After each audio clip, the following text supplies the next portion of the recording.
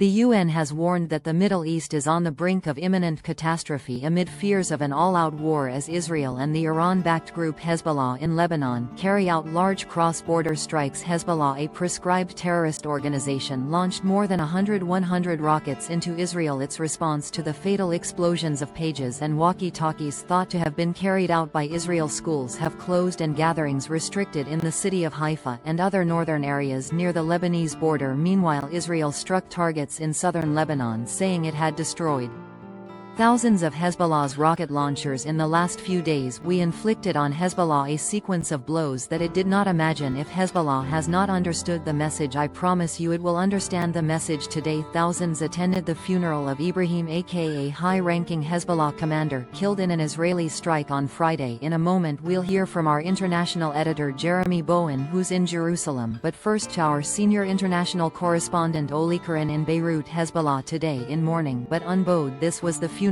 of a top military commander, Ibrahim al, killed on Friday in an Israeli airstrike. The armed group's deputy leader said it was entering a new phase of open-ended battle against Israel, and there's resounding support for that in its stronghold in southern Beirut, where Hezbollah fighters living and dead are heroes. Many have lined the streets here to say goodbye to Ibrahim al. His killing is a major loss for Hezbollah at a time when the organization is suffering blow after blow. There is anger here and grief, but there is also defiance. The message is Hezbollah is not broken and will fight on, and it's been doing that today, firing missile deeper into Israel. Hezbollah says its targets are military, but this residential area in northern Israel was hit. This too was a residential area in Beirut until Friday's Israeli strike, which killed the Hezbollah commander and 15 of his men as they met below ground. A Lebanese government minister linked to Hezbollah says Israel is dragging the region to war. At the end, Lebanon is not seeking the war, even the Lebanese people, but Israel is calling us worldwide, come to war, and do you think it will